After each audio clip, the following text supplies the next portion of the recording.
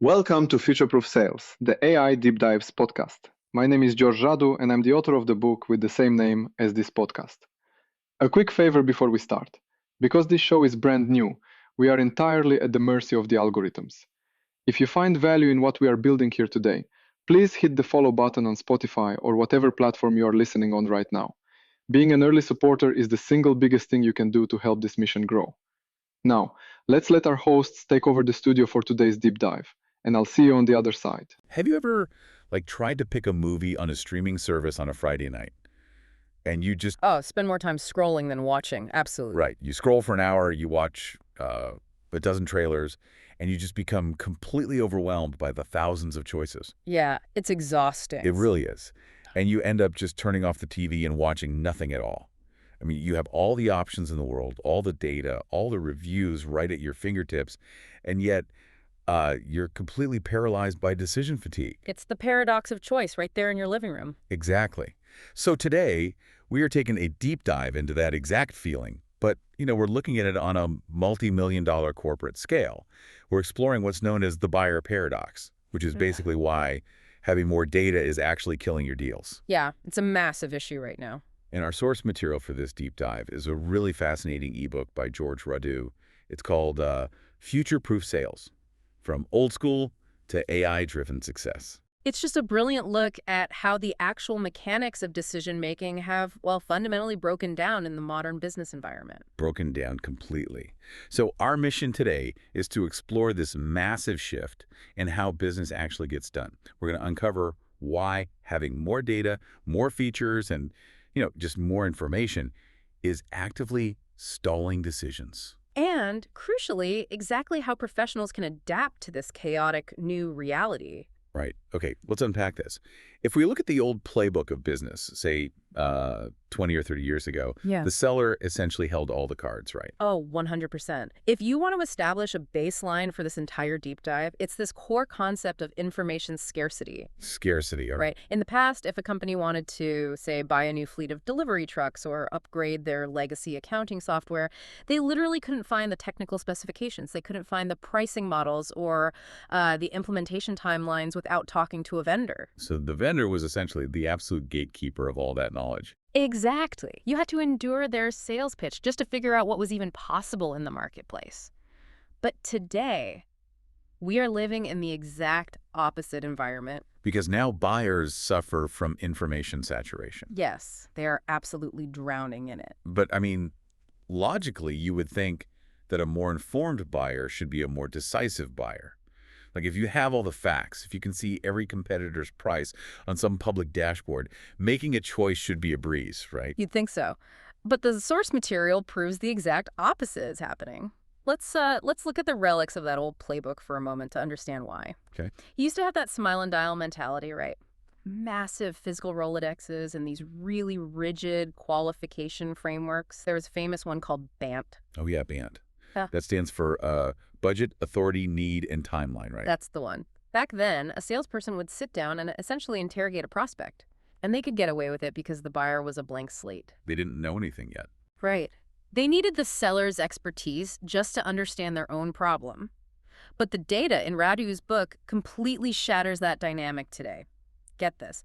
Today's B2B buyers complete anywhere from 57 to 70% of their research before they ever reach out to sales. Wait, up to 70% before they even make contact. Before a single email is sent. Wow. So before a company even knows a prospect exists, that prospect has already watched the webinars, downloaded all those gated white papers. Scroll through all the Reddit threads to see users complaining about software bugs. Oh, yeah. The Reddit threads are brutal. And they've probably run the vendor's website through an AI summarizer just to compare them against 3 direct competitors. And here is the kicker. The result of all that independent research isn't clarity.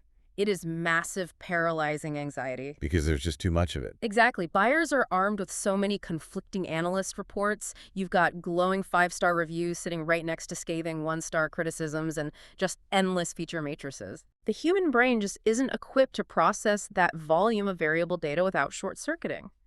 The text highlights a massive study revealing that between 40 and 60% of all complex deals end in no decision. 40 to 60%. These just stall out indefinitely, and over half of those stalled deals are caused by buyer indecision.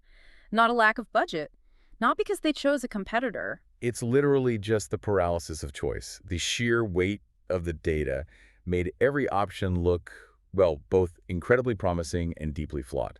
So they just choose to maintain the status quo. It's safer. I'm struggling with the logic a bit here, though. I mean, if I'm the buyer and I've spent weeks doing my homework, I've read the reviews, I know the pricing tiers, I've practically memorized the entire feature list, Yeah, why on earth am I even taking a meeting with a salesperson in the first place? that's a great question. Like, it feels like a massive waste of my time. What am I actually looking for at that point if I already have the facts? Well, the text highlights a really fascinating gap between having data and having confidence. There's a fantastic anecdote in the book about a modern CFO that perfectly illustrates this. Yeah, the 10-page document story. Yes. So this CFO walks into a first meeting with a vendor carrying a 10-page comparison document they had built themselves. Wow. They slide it across the table, look right at the rep, and say, I know the features, I know the pricing. What I don't know is who to trust or which of these trade-offs actually matter. Which of these trade-offs actually matter? Yeah, Man, that completely reframes the entire dynamic of a professional meeting. it really does. Because if the buyer is already suffocating under a mountain of facts, the professional's job is no longer to be, a teacher who just dumps more facts onto the table. Exactly. They don't need a lecture. Right. The job is to be an interpreter who filters the noise and contextualizes the data. You are no longer educating them on what exists. You're helping them make sense of what they've already found. And because of this shift, the entire timeline of a business deal has severely compressed. How so? Well, because roughly 60% of buyers already have a concrete shortlist of vendors before that very first call. The seller is only getting about 5 to 6% of the buyer's total decision-making time. 5%. That is a microscopic window to make any sort of meaningful impact. What's fascinating here is that the traditional first meeting is an illusion. It is actually happening at the end of the buyer's journey, not the beginning. It's like walking into a movie theater when the film is already in the third act. And that's exactly what it is. The buyer has already spent the last hour establishing the heroes, the villains, the plot, the stakes. You can't just walk in, sit down, and start explaining the opening scene to them. No, they'll kick you out. Right. You have to figure out where their head is at right in that specific moment and help them write a satisfying ending. That is a highly accurate way to look at it. If you walk into that third act and fire up like a generic 50-slide presentation about your company's glorious founding history. Oh, please no. Right. Reading off bullet points about your synergistic workflow solutions. You are actively destroying the deal. The book refers to this as death by PowerPoint. It violates everything cognitive psychology tells us about the brain's 10-minute attention cliff. Exactly. The buyer's brain just shuts down because you're feeding them ingredients they already found on your About Us page 3 weeks ago. They don't need repetition. They need reframing. Reframing, meaning like fundamentally changing the lens through which they view their own problem. Yes. There's a highly specific example in the text about a European fintech vendor that shows exactly how this works. Walk us through that one. So they were pitching a large bank, but the bank's buying committee was already heavily leaning toward a much cheaper competitor. The buyer had done their independent research, built their spreadsheets, and decided, vendor X has the exact same feature set for significantly less money. Why should we pay your premium? Which is a terrifying defensive position to be in as the more expensive option. I mean, most people would immediately start defending their price tag. Under the old playbook, absolutely. The seller would have argued about feature superiority. They'd try to prove their dashboard interface was slightly more intuitive or their processing speed was a fraction of a second faster. It's a race to the bottom. Exactly. But this vendor reframed the entire conversation. They looked at the bank's committee and said, yes, vendor X is cheaper on paper, but their compliance roadmap lags 2 years behind current EU data regulations. Oh, wow. Right. They said, for a bank of your size, managing the data of millions of citizens, that isn't a cost savings. That is a massive regulatory risk that could result in millions of euros in fines. They completely shifted the battlefield. They stopped playing the price game and forced the buyer to play the compliance risk game. They won the deal by challenging the buyer's baseline assumptions, not by repeating their own feature list. They looked at the data the buyer had collected, identified a massive blind spot, and interpreted what that data actually meant for the bank's future. So what does this all mean? It's like the buyer has gone to the grocery store, bought 100 complex ingredients, and dumped them in a giant pile on your kitchen counter. That's a great visual. Right. They don't need you to pick up those ingredients and read the nutritional labels to them. I mean, they already did that in aisle 4. Exactly. They need you to be the chef who looks at the chaotic mess, tosses out the ingredients that don't go together, and tells them what kind of meal they can actually cook. Right, you are handing them the recipe. And, taking that a step further, the chef isn't just cooking for one picky eater anymore. Oh, the committee. Yes. The source material reveals a whole separate layer of complexity that makes navigating this information saturation infinitely harder. You are almost never dealing with one single decision maker. So the days of taking the lone, powerful executive out to a steak dinner, pitching a vision on a napkin, and securing a $1 million contract are over. Long gone. The text cites Gartner research showing that the average B2B buying group now involves 6 to 10 different stakeholders. 6 to 10. Yes. You aren't pitching a person. You are pitching a highly complex, politically charged committee. And I imagine every single person sitting on that committee has a completely different, self-serving agenda based on their specific department. Completely different and often fundamentally incompatible. Let's look at the psychology of a corporate committee. Nobody gets fired for maintaining the status quo. Right. But if they approve a massive new purchase and it fails, their career is on the line. So you have the IT director sitting in the room terrified about security integrations and data breaches. Naturally. Then you have finance hyper-fixated on ROI, initial implementation costs, and budget constraints. Legal is aggressively flagging any potential compliance risks or liability clauses. And operations is just sitting there dreading the fact that whatever new tool you sell them is going to disrupt their team's daily workflow for the next 6 months. Exactly. The biggest competitor you face isn't another software company. It is the committee's own internal gridlock. They just inherently cancel each other out because the risk of saying yes is so much higher for each individual than the risk of saying no. Spot on. So the role of the professional shifts yet again. You aren't just an interpreter of data. You have to become a consensus builder. Building consensus among people who, frankly, probably don't even like each other. Right. Your primary job is to orchestrate alignment among all these conflicting internal agendas so the deal doesn't collapse under the weight of its own risk aversion. Okay, here's where it gets really interesting. Yeah. Because this committee of 10 people inherently distrusts you and distrusts each other, they aren't just sitting there passively listening to your pitch.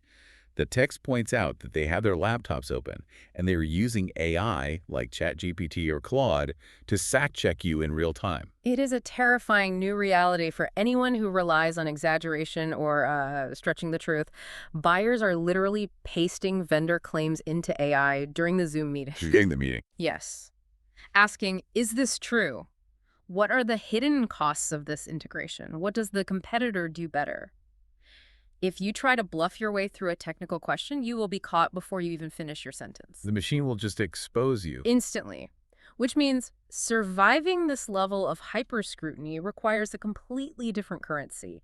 It requires absolute, unshakable trust. And the author provides a highly analytical, mathematical way to look at this concept of trust, right? Yeah. The trust equation. Yeah, the trust equation. It's a brilliant framework developed by Charles Green, and Radu relies on it heavily to explain modern dynamics. What is the actual formula? The equation states that trust equals credibility plus reliability plus intimacy, all divided by self-orientation. Okay, let's break down those variables because that sounds like a lot of corporate jargon if we don't ground it. Yeah. So credibility is essentially your past proof, right? It's the words you speak. Do you actually know what you're talking about? Exactly. Do you have the case studies, the technical knowledge, the third-party validations to back up your claims? Right.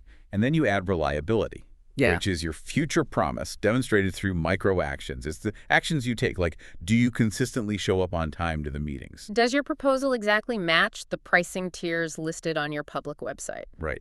If you promise to send a follow-up email with a specific security document by Friday at noon, is it in their inbox at 11:55 a.m.? That's it. Reliability proves that your systems and your word are dependable. Okay, then we add intimacy.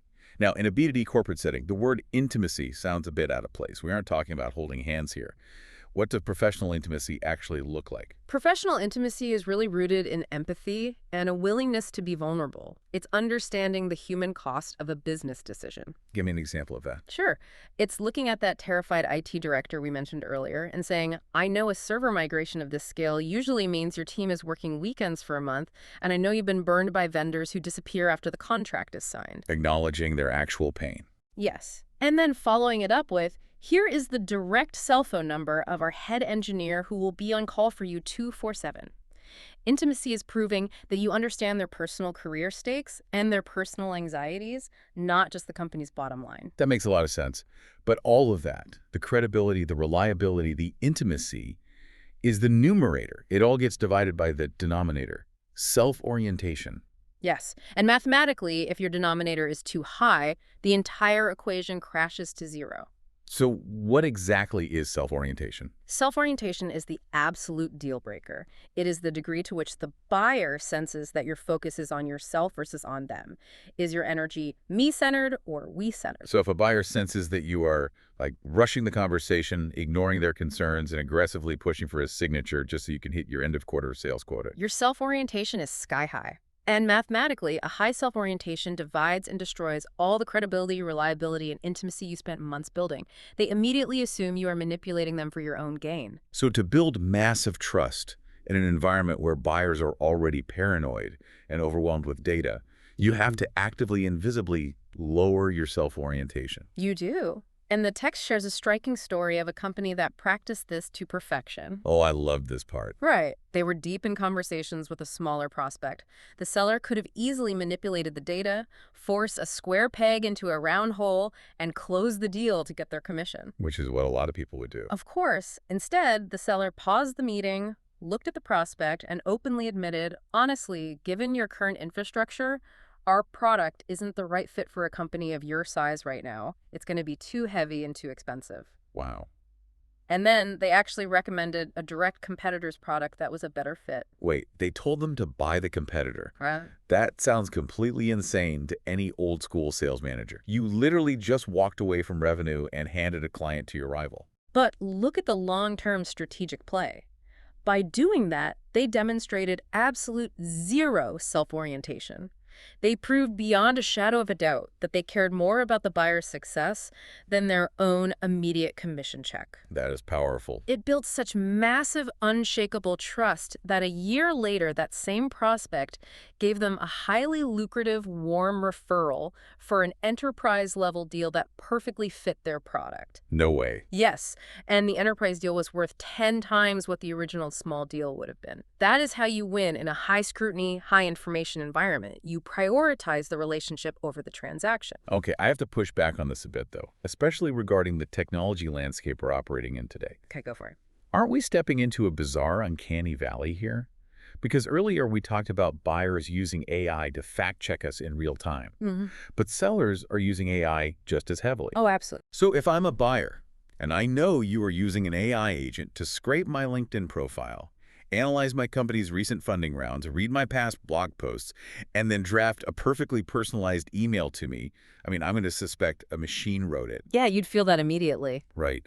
How do you show real human intimacy when the buyer automatically assumes an algorithm is pulling the strings behind the scenes? This raises an important question about the boundaries of technology and what the book calls proof inflation. We are absolutely facing a crisis of over-automation. Proof inflation, I like that term. Yeah, because if every single professional is using generative AI to write flawless, highly customized, grammatically perfect emails at scale, then flawless customization is no longer a competitive differentiator. It's just table stakes. Exactly. It ceases to be impressive. It just becomes the new baseline of background noise.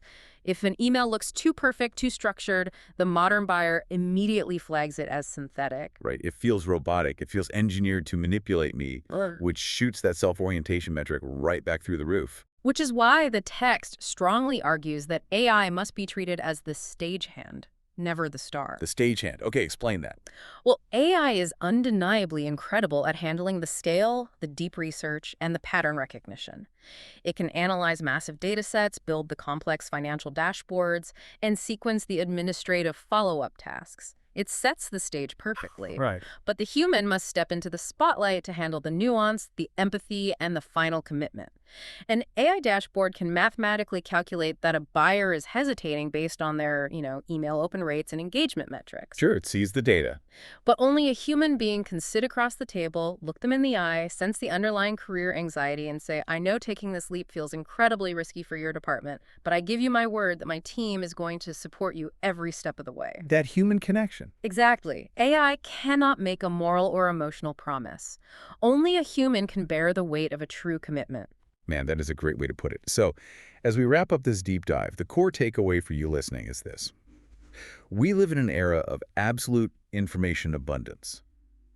Your value as a professional in any industry is no longer providing access to data. The data is already everywhere. Right. If you try to win an argument or close a deal by just dumping more facts, more statistics, and more feature lists onto the table, you are actively contributing to the buyer's paralysis. Your distinct value today is filtering that avalanche of data, contextualizing it for their highly specific problems, and building the authentic, low self-orientation trust required to help an anxious human being make a confident decision. You are no longer the library. You are the navigator guiding them through the noise. And remember, this doesn't just apply to professional salespeople. Whether you are officially working in sales, or you're pitching a new strategic initiative to your board of directors, or you're simply trying to get your cross-functional team aligned on a new project timeline, you are fighting the buyer paradox. It's everywhere. Stop overwhelming people with 50 slide decks full of data they already have access to. Start acting as the consensus builder. Shift their perspective, manage their risk, and guide them toward clarity. In a world of infinite information, clarity is the rarest and most valuable commodity. Absolutely. But I want to leave you with a final, slightly provocative thought to mull over, something that pushes this whole concept into the near future. Here we go. The text makes it very clear that today, humans are still absolutely necessary for that empathy, intuition, and trust building. We are the antidote to the machine's cold logic. But fast forward 10 or 15 years. Okay. Imagine a world where AI eventually becomes truly flawless. Imagine it can benchmark every software tool on Earth perfectly, forecast implementation risk with 100% accuracy, and mathematically prove the absolute best choice for a company's bottom line without any human bias. That's a wild thought. Right? If the machine eventually becomes infallible and universally trusted, will the human role in decision-making be eliminated entirely? Or will our primary job simply become managing each other's lingering, irrational fear of the machines? Wow. That's a lot to think about. It is. Keep questioning the data around you. Keep looking for the signal in the noise. And the next time you find yourself staring at that streaming service menu for an hour, paralyzed by your options, remember. It's not a lack of good movies holding you back. It's the paradox of choice. Thanks for joining us, and we'll catch you on the next deep dive.